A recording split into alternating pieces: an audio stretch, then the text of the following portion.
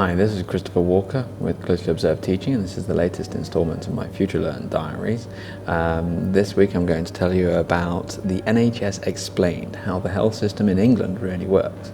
And this is a course run by the King's Fund, and it lasts for 4 weeks. So let's take a look.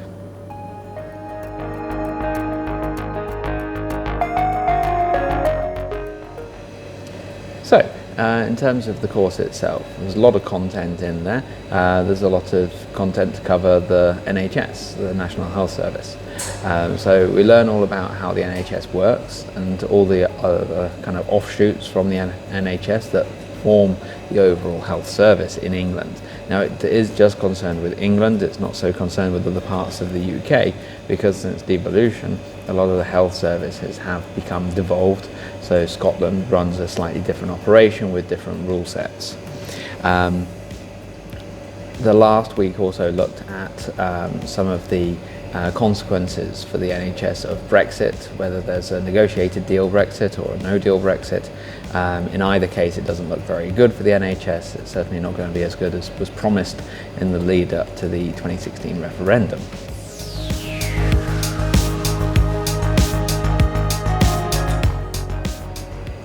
In terms of level of difficulty, I'd say this is a very approachable course. I got a lot from it. I never really had to go elsewhere away from the FutureLearn site to learn anything else about what we were covering. The presentations were very well done, very clear, to the point, but also in a way that everything that you need to understand was understandable. So there's no kind of expectation that you'll have prior knowledge of anything really, maybe just a bit of world experience to know what it's like to be sick or to have mental health issues and things like that, just to be aware of those sort of things so that you can see how they would be treated by the NHS.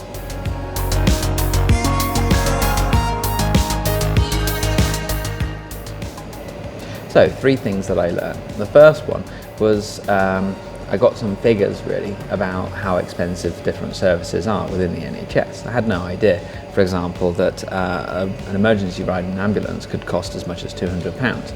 But then I suppose it makes sense because you have the vehicle costs, you have the general cost of the vehicle, its depreciation, fuel costs, you have the people driving the vehicle, you've got people in the back of the vehicle, the EMTs, everybody like that. It all adds up very quickly. Likewise with giving birth in a hospital, I mean that can cost thousands. But the idea of the NHS and the reason that we pay taxes that go into the NHS is that for the users of the service it's kind of free at the point of use. Any sort of transition to a costed NHS or an insurance scheme service, similar to what the likes of Nigel Farage are proposing, which would probably happen if we went all in with a trade deal for the USA. I know people deny that we've got the NHS on the table, but it would be on the table because that's what the Americans want more than anything. Those sort of costs could really escalate very quickly, and also we'd find ourselves paying for it. And when you consider the fact that we pay taxes so that we have the NHS, we'd still be paying those taxes. So if you have to pay taxes for the NHS and then pay for the NHS on top of that, you kind of wonder what the point is of all of that. The second thing that I learned about was that generally people don't know very much about the NHS or how it works or how to use it. Maybe it should be a school subject. You know, people complain that they don't learn at school how to do their taxes, how to manage their household accounts, things like that. Maybe there should be lessons on how to use the NHS. A lot of people go to accident and emergency who don't really need to. They could go elsewhere, maybe even be kind of talk through their problem over the phone. So a bit more awareness there would certainly save money for the NHS and reduce some of the burden. And the other thing that I learned that the aim, let's say, of the NHS these days is as much to do with prevention as intervention. So they're looking at a lot of ways in which they can stop you from ever needing to go to NA really. So you would go and maybe you would be seen by a GP earlier, or the GP would be able to suggest seeing a specialist before a problem escalates. It's a little bit like saying if you clean your teeth every day carefully, you won't need to go to the dentist and pay for fillings. So it's that same sort of logic really.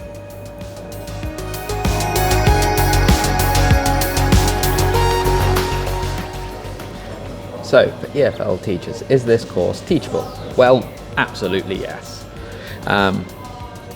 Many EFL students, certainly in my experience, they'll be interested in British culture, English culture, and they'll want to know more about how things work.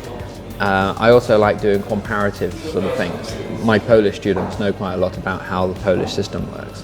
So telling them how the English system works gives us a framework for discussion. We can say what's good about this and what's good about that. How could one learn from the other? Things like that.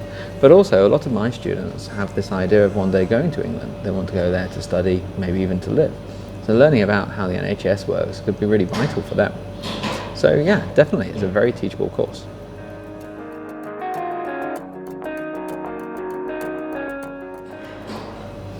So let's talk a little bit about the presentation of the course, and this was very, very good. It's a real highlight of the FutureLearn system. It's a very well produced set of presentations, animated explainers and primers on different aspects of the NHS. All of the videos were interesting and well worth watching, maybe once or twice more than you would normally watch something, so that you get the full benefit. But it really kind of, it made things a lot more tangible than if you just had somebody talking to you or just an article to read. So that was really wonderful. And considering the labyrinthine structure of the NHS, I think this was kind of an essential thing to do. So yeah, moving from point to point, there's always something interesting to keep you going. So I really thought that was good.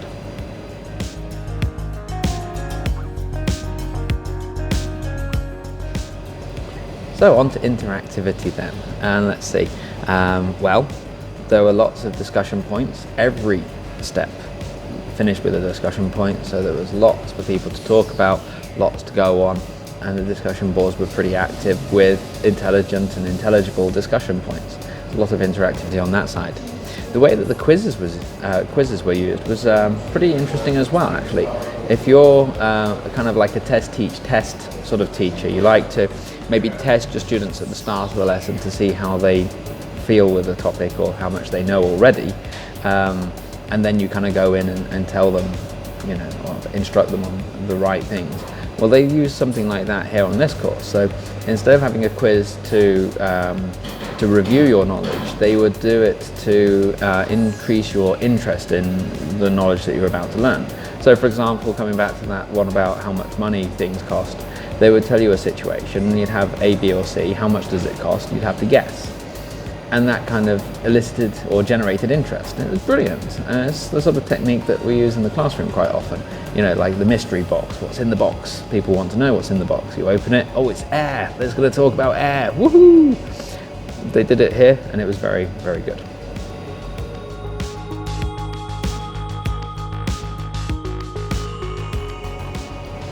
So on to the grading then. Wow, it's quite easy, isn't it? I really enjoyed this course. My personal grade is an easy 5 stars. I got a lot from it and I think I'll go back in at some stage to get a little bit more from it, maybe explore some of the other external links and connections there. In terms of my EFL grade, that's also an easy 5 stars. And I think for the level, because of the way that the animations work and how you can really get a lot from it without even using the sound, I would say that this course would be appropriate for students at about B2 level and above. B2 level, they'll need a bit of help, but you can still get some good discussion points going. I've taught people in the healthcare industry here in Poland who had like B1, B2 level, and we managed to have a pretty good discussion. So I think with the right scaffolding, with the right structures and the right language support, you could definitely do a lot with this course for such students. The higher they get, obviously, the deeper you'll be able to get into the topic. So there we go. This was a really successful course, really enjoyed it. I hope you will as well. I think it's definitely worth a look. I'm lucky because I'm doing the FutureLearn Unlimited thing, so I'll be able to go back into the course anytime I please. I've also got myself a nice little PDF certificate for it. But buying the Unlimited, as you probably are aware, if you use FutureLearn, it's pretty expensive. So if you could help me in any way, I'd really appreciate it. The simplest, lowest cost thing you can do is to like this video. It'll help boost its rankings on YouTube and get more viewers for me. And also subscribe to the channel. I'm really hoping to get to 100 subscribers soon so that I can get a nice proper URL that isn't just my alphabet soup. And if you really want to help me out, then think about buying me a coffee. It's only €3 and there's a link in the description below. So that's it from me. I'm here today at Miód i Malina, a little cafe near to the cathedral in Bielsko. It's a nice little place, quite cozy. They do some pretty decent cake as well, but I'm not on the cake today. Need to watch my figure. See you next time.